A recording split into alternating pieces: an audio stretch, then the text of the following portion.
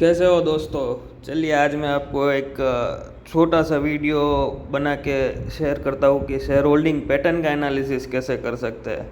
तो electronic smart का मैंने ये खोला है स्क्रीनर में, फंडामेंटल एनालिसिस वाला वेबसाइट है। इलेक्ट्रॉनिक स्मार्ट मैंने बहुत दिनों पहले, बहुत महीनों पहले एक वीडियो बना के रखा था कि बहुत अच्छी कंपनी है और इसे लॉन्ग टर्म के लिए ख़रीद सकते हैं। आज चलिए देखते हैं कि शेयर होल्डिंग पैटर्न 4-5 रिजल्ट आ गए हैं और शेयर होल्डिंग पैटर्न भी अपडेट हुआ है। तो देखते हैं कि शेयर होल्डिंग पैटर्न से कैसे एनालिसिस कर सकते हैं। इलेक्ट्रॉनिक स्मार्ट इधर खोल लिया है और नीचे आ जाते हैं शेयर होल्डिंग पैटर्न पे सबसे पहले। तो शेयर होल्डिंग पैटर्न पे हम देख सकते हैं कि प्रमोटर के पास 77.97 है, यानी कि 78% है। एफआईआई के पास 3.44 है, डीआईआई के पास 11% और पब्लिक के पास 7.67% है। हमें देखना है कि सितंबर, यहाँ पे सितंबर 2022 से जनवरी 2023 में क्या बदलाव हुए हैं। तो देखिए प्रमोटर कांस्टेंट है 77.97% पे, यानी कि प्रमोटर बेच नहीं रहे। एफआईआई 2.48 से 3.44, यानी कि लगभग 1% का स्टेक इंक्रीज़ किया है एफआईआई ने। डीआईआई यानी कि म्यूचुअल फंड्स और इंश्योरेंस कंपनीज और वो सब, तो हम देख सकते हैं कि इसमें निप्पॉन और मिराई दोनों ने बाई किया हुआ है। तो 7.51% का म्यूचुअल फंड का होल्डिंग था, उसमें से 11% हुआ है। तो तकरीबन 3.5% का इंक्रीज़ यहाँ हुआ है। तो कहीं से तो माल आएंगे। तो पब्लिक का होल्डिंग था 12%, उससे घट गिर कर 7.67%, यानी कि लगभग 4.5% शेयर होल्डिंग कम हुआ है। तो हम इसमें देख सकते हैं कि इसमें फ्री फ्लोट मार्केट कैप कितना है। तो मार्केट कैप है इसका 4200 करोड़ और अभी अभी ये डबल हुआ है। लो अपना कुछ बनाया था 61.4 से डबल हुआ है 121 और अभी 109 का प्राइस है।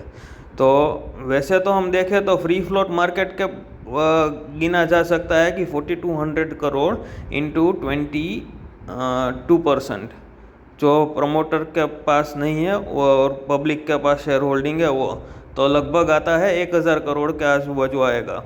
तो लेकिन फ्री फ्लोट मार्केट कैप सही में क्या 1000 करोड़ है? तो हम वो शेयर होल्डिंग पैटर्न से देख सकते हैं कि नहीं, बिल्कुल नहीं है 1000 करोड़ सही में, क्योंकि प्रमोटर तो कभी बेचने आने वाला नहीं है। तो 78% उसका फिक्स है। अगर एफआईआई ने बाई किया है तो generally FII DII long terms buyer होते हैं। तो 2.5% वाला एफआईआई 3.5% हुआ है, तो उन्होंने 1% इंक्रीज़ किया है, तो कॉन्फिडेंस बढ़ा ही है, तो वो बेचेंगे नहीं। और डीआईआई में म्यूचुअल फंड्स होते हैं। तो म्यूचुअल फंड्स में जनरली इंडिया में म्यूचुअल फंड्स का एयूएम बढ़ता ही है, क्योंकि एयूएम बढ़ता ही है और कोई रिडम्शन के लिए जनरली नहीं आता है। तो म्यूचुअल फंड भी अच्छी कंपनी नहीं बेचेंगे। तो म्यूचुअल फंड के पास अगर 11% माल आ गया है तो वो बेचेंगे नहीं, क्योंकि उनको भी मालूम है कि वापस ये शेयर्स मिलना मुश्किल हो जाएगा। तो अभी हुआ क्या, पब्लिक के पास 7.67% है, तो फ्री फ्लोट मार्केट कैप करीबन 7.5% है जो मार्केट में है, जो सेल करने के लिए आ सकते हैं।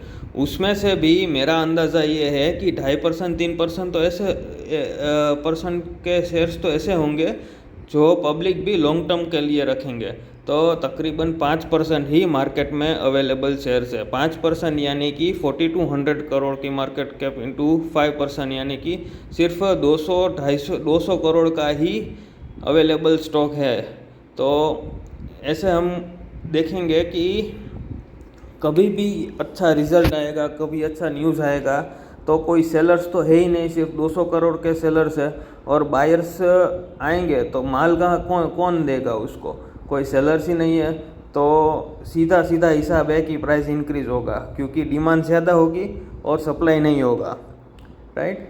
तो ऐसे हम शेयर होल्डिंग एनालिसिस कर सकते हैं। और एक एड ऑन एनालिसिस वो है कि 52 पे इसका आईपीओ आया था और तकरीबन 100 तक गया था ऊपर, यानी कि डबल हुआ था। और वहाँ से सीधा नीचे आते आते अप्रैल 2023 में 62 का लो बनाया। तो यानी कि जिन लोगों ने फ्लिप करने के लिए स्टॉक लिया था वो तो 62 तक निकल ही गए होंगे। अगर 62 पे नहीं निकले होंगे तो वापस जब 62 से 100 का जर्नी बनाया तब निकल गए होंगे कि भाई 90 पे मेरे को बेचना है, 90 तो मेरा प्राइस चला गया, 60 आ गया, अब वापस 60 से 90 आएगा तो वो तो ऐसा ही सोचेगा ना कि अपना तो प्राइस आ गया, अपने निकलते हैं। तो यहाँ पे 100 पे तो सब जो फ्लिप करने वाले थे वो निकल ही गए।